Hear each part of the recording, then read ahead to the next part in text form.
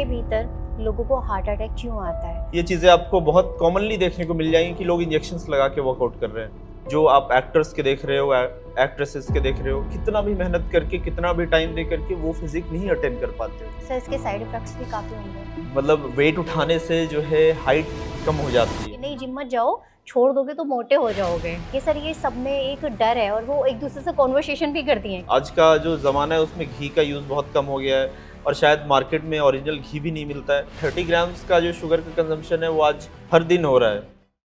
झलको presents निरोगी काया show. नमस्कार, मेरा नाम है निधि और आप मुझे देख रहे हैं झलको दिल्ली में। इस समय मैं मौजूद हूँ एक जिम के अंदर, जहाँ मेरे साथ बैठे हैं काशिफ जी। काशिफ जी बहुत अच्छी एजुकेशन देते हैं, लोगों को एडवाइस करते हैं जिम से रिलेटेड, और बाकी का तो यही बताएंगे। सर, आप बताइए। हेलो एवरीवन, मेरा नाम काशिफ है और मैं एक पावर लिफ्टिंग कोच हूँ। मेरा एक जिम है ज़ीरो डोप के नाम से और मैं फ़िटनेस के कोर्सेज भी पढ़ाता हूँ, एजुकेशनल कंटेंट सोशल मीडिया पे भी बनाता हूँ। बहुत बार होता है कि बहुत सारा मिसकंसेप्शन और मिथ्स फ्लो कर रहे होते हैं मार्केट में। अब मैं क्या है कि यहाँ पे ऐसे कोर्सेज कराता हूँ जिसमें आपको मिथ में मतलब डिबंक करके देता हूँ। एक्सरसाइज कैसे करनी चाहिए और डाइट कैसे फॉलो करनी चाहिए, किस तरह की एक्सरसाइजेज आपको करनी चाहिए, वीक में कितने दिन करनी चाहिए, कहाँ पे कौन सी गलती करने से आपको इंजरी हो सकती है, या फिर किस डाइट से आपको क्या प्रॉब्लम हो सकती है, या किस डाइट को लेने से क्या फ़ायदा हो सकता है। तो इन सब चीज़ों के बारे में मैं कंप्लीट एक्सप्लेनेशन दे करके डिफरेंट लोगों को कोर्सेज करवाता हूँ। इवन मैं कोचेज़ को भी ट्रेन करता हूँ। एक्चुअली मैं इस फील्ड में लगभग 18 साल से हूँ।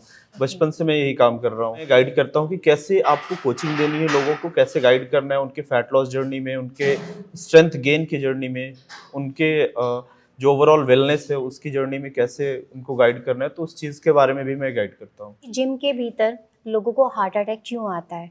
वैसे देखिए काफ़ी प्रीवेलेंट हो गया है ये चीज़ कि हार्ट अटैक्स आ रहे हैं, और ख़ासकर कोविड के बाद। तो कोविड के टाइम पे आपने एक चीज़ नोटिस की होगी कि लोगों की लाइफस्टाइल जो है बहुत सेडेंटरी हो गई थी। लोग बहुत ज़्यादा रेस्ट वाले मोड में थे, कहीं एक्टिविटी नहीं हो रही थी, कम मूव कर रहे थे। तो मेजॉरिटी जो प्रॉब्लम है मेजर मेजर जो दिखाई देती है वो ये है कि बहुत ज़्यादा सेडेंटरी लाइफस्टाइल की वजह से क्या हुआ है कि आपकी बॉडी में बहुत सारे प्रॉब्लम्स बढ़ गए हैं। जो आपका फैट गेन का लेवल था वो धीरे धीरे बहुत ज़्यादा बढ़ गया है। अब क्या होता है कि धीरे धीरे जब लोग स्टार्ट करते हैं, जब अपने आप को देख के उनको ये लगता है कि मेरा लाइफस्टाइल ख़राब हो गया है, मुझे फैट गेन हो गया है और बहुत सारी हेल्थ इश्यूज आनी शुरू हो गई हैं, तो उस कंडीशन में लोग जिम स्टार्ट करते हैं और बहुत मोटिवेटेड वे में स्टार्ट करते हैं। और उस मोटिवेशन के साथ क्या करते हैं कि पहले ही दिन जा करके वो बहुत एक्सट्रीम एक्टिविटी करने लगते हैं। मतलब जहाँ पे आपको एक नॉर्मल थोड़े थोड़े पेस पे भागना चाहिए, ट्रेडमिल पे जा करके वो कोशिश करते हैं कि आज की आज मुझे सारा फैट निकाल देना है और पूरी मेहनत करके आज अपने आप को एकदम फैट लॉस फिट करके कर ही लेना जाना है आज की आज ही। तो इस कंडीशन में क्या होता है ना कि एक रस्टेड स्टेट से वो उठ करके आते हैं और धीरे धीरे धीरे प्रोग्रेस करने की जगह वो एक दिन में ही बहुत ज़्यादा छलांग लगाने की कोशिश करते हैं। तो इस कंडीशन में आपका हार्ट उतना स्ट्रांग नहीं होता है कि उस चीज़ को हैंडल कर पाए, और इस कंडीशन में हार्ट अटैक आने के चांसेस बहुत ज़्यादा बढ़ जाते हैं। या दूसरा ये है कि कई बार लोग चीज़ों को जल्दी चेज़ करने की कोशिश में, जैसे फैट लॉस करना है तो बहुत जल्दी उसको करने की कोशिश में बहुत तरह के स्टिमुलेंट्स ले रहे होते हैं। जैसे कि बहुत हाई डोजेज में कैफीन ले रहे होते हैं, मतलब जो रिकमेंडेड डोजेज हैं उससे बहुत ज़्यादा ऊपर ले रहे होते हैं। और उन स्टिमुलेंट्स के कारण क्या होता है कि हार्ट बीट जो है बहुत ज़्यादा आपको पैल्पिटेशन फील होती है, ब्रीथलेसनेस की मतलब प्रॉब्लम आती है। तो ये सब चीज़ें उनको फील होती है। स्टिल वो फैट लॉस करने की जर्नी में इतना ज़्यादा खोए होते हैं कि उन सब चीज़ों का ध्यान नहीं देते, और उनको हार्ट के रिस्क जो है, हार्ट कंडीशन डेवलप होने के बहुत ज़्यादा बढ़ जाते हैं। सर, जैसे बात फिटनेस को लेकर हो रही है, हाँ। सेम लेडीज़ हैं या एजड है या यंग जनरेशन है, हर कोई जिम की तरफ ही भागता है। तो सर, बिल्कुल। एक सवाल ये उठता है कि लोग आर्टिफिशियल बॉडी बनाते हैं, तो ये मतलब क्या चीज़ है आर्टिफिशियल बॉडी? मतलब ये आर्टिफिशियल बॉडी से आप ये कहना चाह रही कि जो मार्केट में एनाबॉलिक्स इंजेक्शंस ये सब यस यूज़ किए जाते हैं, इसके जी। बारे में आप बात करना चाह रही हैं। देखो ऐसा है कि ये सब का जो डिस्कवरी हुआ था, आर्टिफिशियल इंजेक्शन बेसिकली टेस्टोस्टेरोन के डेरिवेटिव्स होते हैं जो मेल हार्मोन है। तो इससे क्या होता है, मसल गेन फास्ट होता है, फैट लॉस फास्ट होता है। अब एक बॉडी बिल्डिंग का कंप्लीट स्पोर्ट है जहाँ पे इसका बहुत ही एक्सटेंसिव वे में यूज़ होता है। तो that is complete a different topic, ठीक है। हम एक जनरल पॉपुलेशन का माइंडसेट समझते हुए बात करते हैं। अभी क्या होता है कि आप जब स्टार्ट करते हो तो आपको प्रिवेलेंटली बहुत मतलब सारे जिम्स के अंदर ये चीज़ें आपको बहुत कॉमनली देखने को मिल जाएंगी कि लोग इंजेक्शंस लगा के वर्कआउट कर रहे हैं। मार्केट में क्या है कि बहुत इजीली ये सब चीज़ें मेडिकल स्टोर्स पे बहुत ही कम दामों में अवेलेबल हैं, तो लोगों को लगता है कि ये खुद से भी यूज़ किया जा सकता है।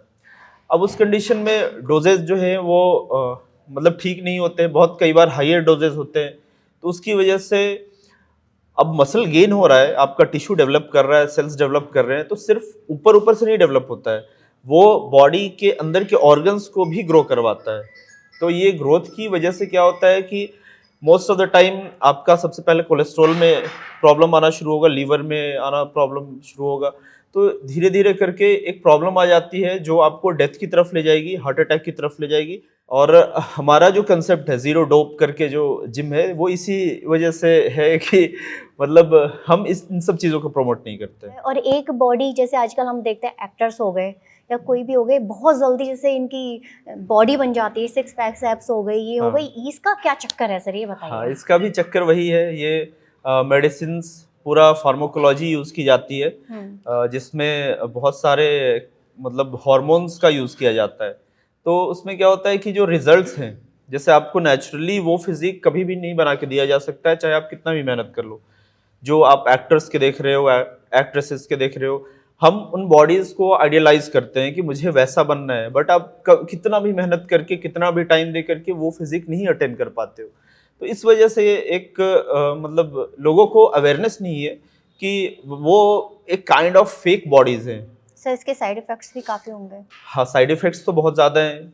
मतलब अगर रेगुलेशन डॉक्टर्स के रेगुलेशन में की जाए और कोचेस के रेगुलेशन में की जाए तो चलो एक हद तक मैनेजेबल है। मतलब ऐसा है कि जैसा आप दारू सिगरेट का नशा कर रहे हो तो उसमें जो प्रॉब्लम्स आती हैं तो लगभग वैसे ही प्रॉब्लम्स आती हैं थोड़ा बहुत। लेकिन अगर आप बहुत ही गलत तरीके से इसको यूज़ करो, कई बार क्या होता है ना कि लोगों को चाहत होती है ज़्यादा करने की, तो उस कंडीशन में फिर साइड इफ़ेक्ट्स आना शुरू हो जाते हैं, जिसमें क्या होता है कि सेक्सुअल डिसफंक्शन सबसे पहले शुरू होते हैं, हेयर फॉल शुरू होता है, डिप्रेशन फील करना पड़ता है, मतलब बहुत ज़्यादा डिप्रेस्ड हो जाते हैं इन सब चीज़ों को लेकर के लोग। तो ये सब तरह की कोलेस्ट्रॉल की प्रॉब्लम आनी शुरू हो जाती है, लीवर किडनी में प्रॉब्लम आनी शुरू हो जाती है, तो ये सारी चीज़ें फेस करनी पड़ती हैं लोगों को। और सर किस एज से किस एज तक जिम करना चाहिए मतलब? देखिए, हमारे इंडिया में एक कहावत है कि मतलब वेट उठाने से जो है हाइट कम हो जाती है। हाँ सर, ये हाँ। मम्मियाँ भी बोला करती थी कि हाँ। सर पे अगर वेट रखोगे हाँ, या उठाओगे तो हाइट आपकी तो ये कम हो बचपन से हम जाएगी। लोगों को बताया गया कि Mindset वेट कर दिया उठाने है। से हाइट कम हो जाती है, जी। बट ऐसा होता नहीं है, इसका उल्टा होता है। आप अगर वेट उठाओगे तो आपकी हाइट बढ़ेगी। जैसे ये नेचर का एक रूल है कि आपके साथ अगर कोई प्रॉब्लम डाला जाए, आपको एक डिफिकल्टी दी जाए, तो उससे उभर करके आप ग्रो करते हो। तो वैसे ही है, आप अगर बॉडी पे वेट डालोगी तो उससे स्ट्रांग बन के बॉडी और अच्छे से ग्रो करेगी, फ्लरिश करेगी। जब हम वेट ट्रेनिंग करते हैं तो इसमें बेसिकली हम मोटा मोटा ये करते हैं कि आपने अपनी बॉडी पे लोड डाला और एक स्टिमुलस क्रिएट किया है। स्टिमुलस मतलब एक बॉडी को एक रीजन दिया कि आपको अपना जो खाने का एब्जॉर्प्शन है वो बढ़ाना है और बॉडी को अच्छे से फ्लरिश करवाना है। तो हम जो मैकेनिकल लोड है, जो एक्सरसाइज हम करते हैं, जो हम वेट डालते हैं, तो उसकी वजह से धीरे धीरे जो आपका खाने का जो एब्जॉर्प्शन है वो बहुत बेटर हो जाता है और इससे ग्रोथ बहुत अच्छी होती है। तो ऐसा कुछ एज का कोई लिमिटेशन नहीं है। वेट ट्रेनिंग बच्चों को बचपन से ही करवाई जानी चाहिए। मतलब 5-6 साल की उम्र से अगर करवाएंगे तभी वो उस लेवल पे पहुंच पाएंगे जो ओलंपिक्स में जाकर के अच्छा परफॉर्म करके और मेडल लेके आए, चैंपियन बन पाए। जो जनरल पॉपुलेशन है जो जॉब कर रही है, उनके लिए फ़ायदा ये है कि उनकी प्रोडक्टिविटी बढ़ेगी, उनका ओवरऑल जो लाइफस्टाइल है वो बेटर होता जाएगा, स्लीप अच्छी होगी, डिप्रेशन से बचे रहेंगे, तो ये सब बेनिफिट्स हैं। और जो ओल्ड एज है, आपको एज के साथ जो है डिग्रेडेशन फील करना पड़ता है, जैसे कि आपका मसल लॉस जो है वो शुरू हो जाता है बुढ़ापे में और बोन डेंसिटी कम होने लग जाती है। खासकर फीमेल्स के साथ ये होता है कि ऑस्टियोपोरोसिस वगैरह का प्रॉब्लम बढ़ना शुरू हो जाता है। तो इस कंडीशन में क्या होता है कि जब आप वेट ट्रेनिंग करते हो तो आपका बोन मिनरल डेंसिटी जो है वो बहुत अच्छे से मेंटेन रहता है और ओल्ड एज में भी काफ़ी अच्छा आप परफॉर्म करते हो। तो इन सब चीज़ों को अच्छे से समझते हुए एक्सरसाइज की जाए तो ओवरऑल सारे लोगों की हर एज में एक्सरसाइज करना जो है वो ठीक है। मतलब 5 साल का बच्चा भी कर सकता है, 60-70 साल के बूढ़े लोग भी बहुत अच्छे से वर्कआउट कर सकते हैं, ऐसा कोई एज का लिमिटेशन नहीं है। और सर जैसे डाइटिंग होती है, इनमें मतलब कौन सी डाइटिंग बेकार है, कौन सी अच्छी है, उसके बारे में भी बता दीजिए। अच्छा, डाइट जो है मोस्टली हमारी कंट्री की जो डाइट है वो मेजर कार्बोहाइड्रेट है। हर टाइम पे हम चावल रोटी या फिर आलू या ऐसे ही कुछ खा रहे होते हैं। मार्केट में जो भी प्रोसेस्ड फॉर्म में या जंक फूड अवेलेबल है वो प्रोसेस्ड कार्बोहाइड्रेट के फॉर्म में आपको कार्बोहाइड्रेट ही खिलाया जाता है। पहले ये समझ लेते हैं कि मोटा मोटा न्यूट्रिशन क्या होता है। मैक्रोज जिसको बोलते हैं वो 3 तरीके का होता है। क्या क्या होता है? एक कार्बोहाइड्रेट है, एक फैट है और एक प्रोटीन है। तो कार्बोहाइड्रेट जो है उसका सिर्फ और सिर्फ काम होता है आपकी बॉडी में एनर्जी प्रोवाइड करना, ठीक है, वो कुछ बिल्ड नहीं करेगा। और जो प्रोटीन है उसका काम है मसल बिल्डिंग का है, हेयर ग्रोथ का है, हार्मोन बिल्डिंग का है, एंटी एजिंग इफेक्ट्स जो हैं उससे ही आते हैं। उसके साथ साथ आपका जो मतलब नेल का ग्रोथ या बॉडी में एंटीबॉडीज का ग्रोथ, जिससे बीमारियों से लड़ने की कैपेसिटी बढ़ती है, तो वो सारी चीज़ें प्रोटीन से बनती है। तो हमारा जो डाइट है वो प्रोटीन से बहुत ज़्यादा डिप्राइव्ड है। हमारे डाइट में प्रोटीन नहीं होता है। तो जो डाइट है उसमें प्रोटीन को इंक्लूड करने की ज़रूरत है। और फैट भी, गुड फैट बहुत ज़्यादा ज़रूरी है। मतलब आज का जो ज़माना है उसमें घी का यूज़ बहुत कम हो गया है और शायद मार्केट में ओरिजिनल घी भी नहीं मिलता है। घी है, बटर है, तो इन सब चीज़ों का, ऑलिव ऑयल है, तो इन सब चीज़ों का यूज़ जो है बहुत ज़रूरी है। इसकी वजह से कोलेस्ट्रॉल लेवल्स आपके मेंटेन रहते हैं। ऑलिव ऑयल बहुत ज़्यादा फायदेमंद है। उसमें एक कंपोनेंट होता है जिसको बोलते हैं अल्फा लिनोलेनिक एसिड, जो कि आपके ब्लॉकेजेस को क्लियर करता है और वो आपके लिए बहुत ज़्यादा हेल्पफुल होता है। तो हम अगर डाइट को बहुत ही मॉडरेट और लो कार्ब वाला रखें और फैट जो है वो भी मॉडरेट रखें और प्रोटीन थोड़ा सा हायर साइड पे रखें, तो हमारा जो ओवरऑल डाइट है वो काफ़ी अच्छा हो जाएगा और उससे हमारी एनर्जी लेवल्स भी बहुत अच्छी हो जाएंगी। तो जनरल रिकमेंडेशन जो है जनरल पॉपुलेशन के लिए, पर KG of body weight at least आपको 0.8 grams of protein per day लेना चाहिए, ठीक है, मिनिमम 0.8 ग्राम्स पर केजी ऑफ बॉडी वेट। तो इतना लेंगी तो आपकी लाइफ बहुत हेल्दी चलेगी और ओवरऑल एनर्जी लेवल्स भी अच्छे रहेंगे और फंक्शनिंग अच्छी होगी। और सर अपनी तरफ से कोई बेस्ट एडवाइस देना चाहेंगे, मतलब सबके लिए, जो सबके फायदे के लिए हो? मतलब सबके फायदे के लिए ये है कि अगर आप वर्कआउट करोगे, मतलब कि जैसे ऐसा नहीं है कि आप जिम में जा कर के ही ज़रूरी है कि आप वर्कआउट करो। आप घर पे भी कर सकते हो, कुछ चीज़ें आप घर पे अरेंज कर लो अगर आपको जिम जाने का टाइम नहीं है तो। किसी भी तरह के स्पोर्ट्स में अपने आप को इन्वॉल्व करके रखो। मेरा रिकमेंडेशन यही है कि एक ऐसा एक्टिविटी सेलेक्ट करो जिसमें आपको मज़ा आ रहा हो। जैसे आपको हो सकता है बैडमिंटन खेलने में मज़ा आए, तो आप अपने ऑफ डेज में, मतलब अगर 2 से 3 दिन भी अगर आप खेल रही हो 1-1.5 घंटे, तो आपके लिए वो बहुत अच्छा है। आपको ऐसा होता है कि जब आप एक्सरसाइज करना शुरू करते हो तो धीरे धीरे आपकी एनर्जी लेवल्स बढ़ती जाती हैं। जैसे एक टाइम आपके साथ आ जाएगा, डे 1 को शायद आपको लगेगा कि आज एनर्जी नहीं है, बट विद टाइम क्या होगा कि अगर आपने उस मतलब लो एनर्जी वाले स्टेट में आज आपने जा करके एक्सरसाइज किया, तो विद टाइम धीरे करके ना आपकी एनर्जी ऐसे सेट हो जाएगी कि आप उस लो वाले कंडीशन में भी आप जाके वर्कआउट कर सकते हो। और वर्कआउट करने के बाद आपको ज़्यादा एनर्जाइज फील होगा, क्योंकि आपकी बॉडी में ब्लड सर्कुलेशन जब हो जाता है तो आप बहुत अच्छा फील करते हो।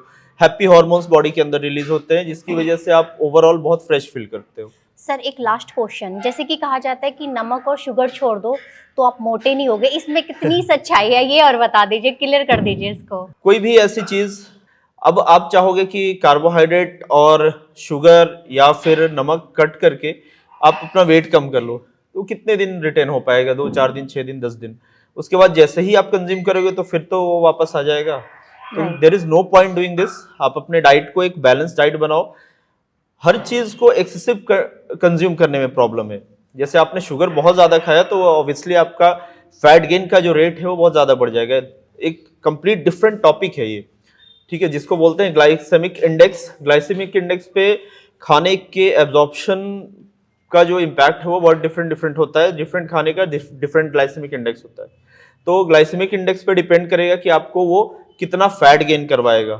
तो जो 100 ग्लाइसेमिक इंडेक्स वाला फूड है वो है शुगर। तो अगर मॉडरेशन में बहुत लो क्वांटिटी में कंज्यूम किया जाए तो देयर इज नो प्रॉब्लम। ऐसा कहा जाता है कि जो 30 ग्राम्स के आसपास जो है एंशिएंट टाइम में लोग कंज्यूम करते थे पूरे साल में, ठीक है, और 30 ग्राम्स का जो शुगर का कंजम्पशन है वो आज हर दिन हो रहा है, और शायद हर उससे चीज़ भी में ज्यादा भी हो रहा है। राइट, हर चीज़ में शुगर है। हर चीज में शुगर है। और सर जैसे लेडीज़ों में एक फोबिया है कि जिम जाएंगे और छोड़ देंगे, जिम जाएंगे तो फिट है और छोड़ देंगे तो मोटे हो जाएंगे। सर ये सब में एक डर है और वो एक दूसरे से कॉन्वर्सेशन भी करती हैं कि नहीं जिम मत जाओ, छोड़ दोगे तो मोटे हो जाओगे।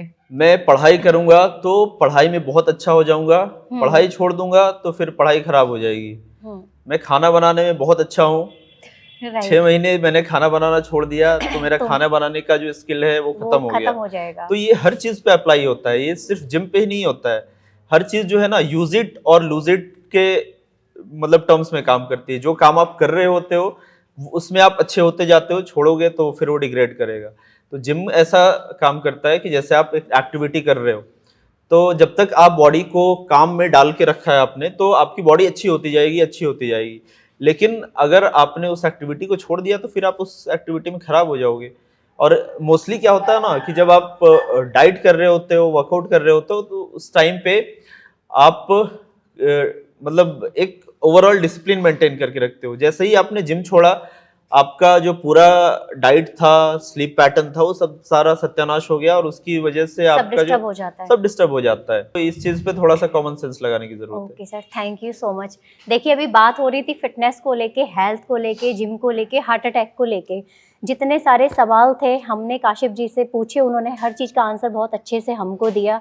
तो हालांकि आपको बहुत सारी जानकारियाँ मिल गई होंगी, और ऐसी कोई क्वेश्चन हो तो हमें कमेंट बॉक्स में अपना क्वेश्चन करें, हम उसका आंसर आपको देंगे। हालांकि आपको ये जानकारी बहुत पसंद आई होगी। तो देखते रहिए हमारे साथ झलको दिल्ली। मैं थी निधि, कैमरामैन मनीष के साथ। धन्यवाद। Thank you so much. So much sir, thank you. Jhalko